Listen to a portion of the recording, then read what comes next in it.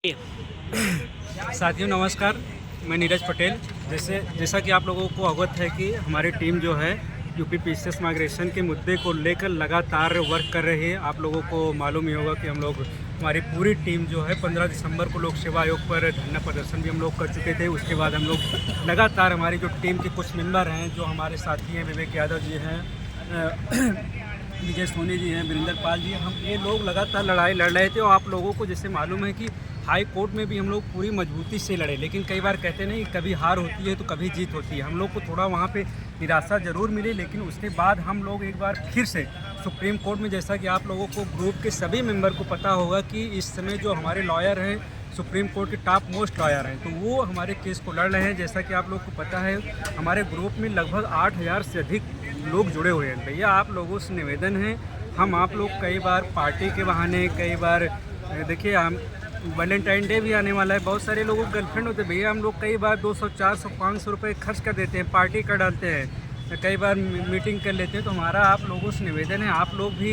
इसको व्यक्तिगत, ये हमारी आपकी लड़ाई नहीं है। आप लोग तो आपको पता हो, अभी हम लोग इस समय हमारे कई साथी थे यहाँ पे छोटा बघाना में 5 बजे से हम लोग लोगों को जागरूक कर रहे थे, अवेयर कर रहे थे। बस आप लोगों से निवेदन ये है, जैसा कि आप लोग को मालूम है, कल चौहान सर की तरफ से फर्स्ट हियरिंग होनी है, फंडिंग की काफ़ी ज़रूरत है। आप लोगों से विनम्र निवेदन है, जितना भी हो सके भैया आप लोग करिए, क्योंकि ये लड़ाई सिर्फ आज हमारी नहीं है।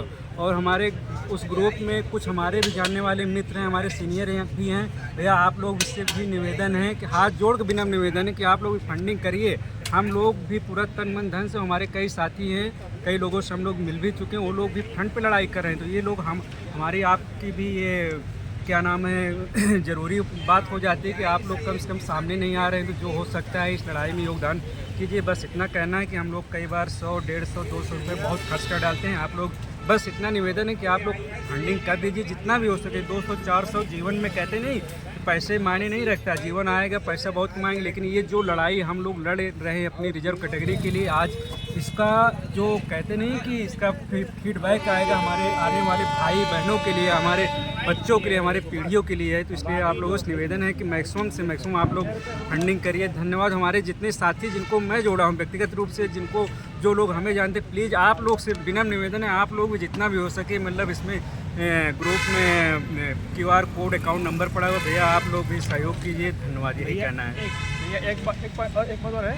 थोड़ा बताइए कटाव के बारे में। कटाव क्या होता है? ये देखिए आप लोगों को पता ही है, उसमें ग्रुप के जितने मेंबर हैं, ये लड़ाई क्या है। लोक सेवा आयोग ने 2019 से अपनी इंटरनल मीटिंग करके उन्होंने जो माइग्रेशन की प्रक्रिया होती थी उसको उन्होंने रोक दिया।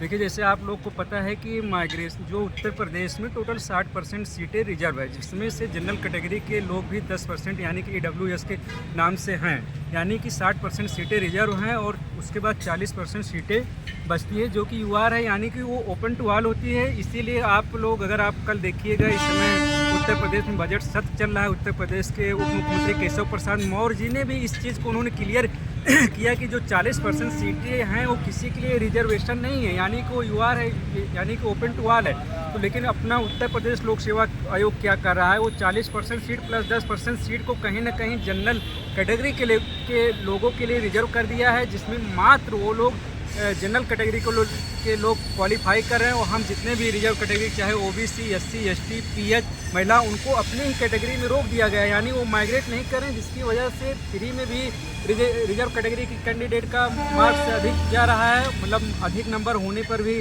प्री क्लियर नहीं क्वालिफाई हो पा रहा है। मेंस में भी यही हो रहा है, जो कि आप लोगों को पता है। अपना उत्तर प्रदेश लोक सेवा आयोग बोलता है कि हम संघ लोक सेवा आयोग की कार्य पद्धति को अपनाते हैं। तो आप लोगों को मैं बता रहा हूँ, संघ लोक सेवा आयोग आल्दो की जितने भी स्टेट पीसीएस हैं, चाहे बिहार हो, MP हो, राजस्थान हो, हरियाणा, सभी जगह माइग्रेशन की प्रक्रिया को अपनाया जाता है। यही हमारी संवैधानिक प्रक्रिया है, कानूनी प्रक्रिया है। आपने कहीं भी देखा होगा संघ लोक सेवा आयोग का प्री कटाप हो या किसी भी स्टेट पीसीएस का हो, कभी भी रिजर्व कैटेगरी का कटाप UR से अधिक नहीं जाता है। लेकिन हमारा लोक सेवा आयोग इसका उल्लंघन कर रहा है, हम लोग इसी की लड़ाई लड़ रहे हैं। इसीलिए आप लोगों को मैं जितने भी आल्दो की जितने भी चयन आयोग हैं अपने, चाहे स्टेट में हो या सेंटर की बात हो, जैसे आप रेलवे का उठा के देखिए, बैंक देखिए, SSC देखिए, कोई भी रिजल्ट आता है तो वो कभी भी रिजर्व कैटेगरी का कट ऑफ UR से अधिक नहीं जाता और नहीं जाना चाहिए।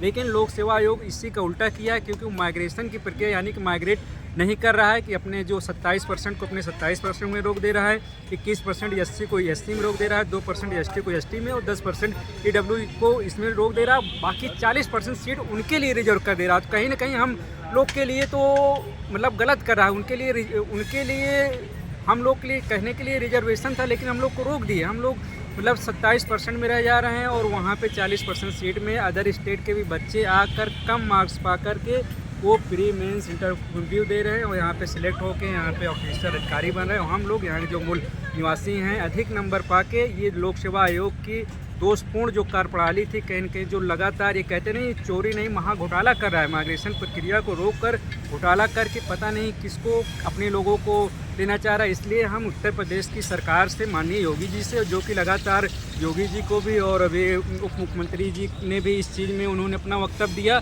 और सबसे बड़ी बात अभी केरल हाई कोर्ट के मुद्दे को लेकर, राजस्थान हाई कोर्ट के मुद्दे को लेकर सुप्रीम कोर्ट ने बिल्कुल क्लियर किया कि अगर रिजर्व कैटेगरी का कैंडिडेट कोई भी हो, अगर वो अटेम्प्ट और एज रिलैक्सेशन को छोड़ दिया जाए तो अगर वो नहीं ले रहा है तो उसको माइग्रेट किया जाए। यानी कि अब आप सिंपल सा फार्मूला ये है कि 40 अगर मान लीजिए 100 सीटें हैं तो आपको कॉमन सेंस की बात है 40% सीटें यूआर की बचती है। यानी कि अगर 40 जब रिजल्ट बनता है तो 40% यानी कि हमें अगर 40% बच्चों को लेना है तो टॉप मोस्ट उसमें से 40% सीट में चाहे ओबीसी हो, ईडब्ल्यूएस हो, एसटी हो, पीएच फीमेल उनको ले लिया जाएगा। उसके बाद फिर जो रिजर्व कैटेगरी की सीट भरी जाएगी जैसे ओबीसी, तब फिर यूआर से जो ओबीसी कट ऑफ कम जाएगी, ईडब्ल्यूएस का भी कम जाना चाहिए, पीएच का भी कम जाना चाहिए, फीमेल का भी कम जाना चाहिए, महिला का भी। लेकिन लोक सेवा आयोग इसी का उल्लंघन कर रहा है। हम लोग इसी की लड़ाई लड़ रहे हैं, लगातार लड़ रहे हैं और कहीं ना कहीं सरकार के संज्ञान में भी है। इसलिए अगर हमारी बात माननीय मुख्यमंत्री जी और आदरणीय केशव प्रसाद मौर्य तक ही जाए तो हम विनम्र निवेदन है कि कहीं ना कहीं आपने विधान परिषद में अपनी बात रखा है, लेकिन आपके लोक सेवा आयोग के जो माननीय अध्यक्ष जी हैं उनके कान में जू नहीं रेंग रही हैं। उनको निर्देशित किया जाए, क्योंकि सुप्रीम कोर्ट ने भी अपने डिसीजन में सीधा बोल दिया है। और भैया आप लोग से एक बार फिर मुद्दा ये है कि हमारा केस सुप्रीम कोर्ट के टॉप मोस्ट लॉयर लड़ रहे हैं, काफ़ी फंडिंग की ज़रूरत है। आप लोग प्लीज़ 800 मेंबर हैं, प्लीज़ रिक्वेस्ट है, जीवन में 200, 400, 500 रुपये बहुत आते रहेंगे। इसको आप अपनी लड़ाई मान के लड़िए। हमारी ये 1, 2, 4 या विवेक यादव, विजय सोनी, अखिलेश यादव, रोहित भाई की लड़ाई नहीं है। कभी सभी के घर वाले कोई न कोई भाई बहन या कोई अन्य चाचा के लड़के लड़की या भाई सब लोग कभी न कभी एग्ज़ाम देंगे। तो आज आप लोग फंडिंग कीजिए और सहयोग दीजिए। धन्यवाद, बहुत बहुत धन्यवाद।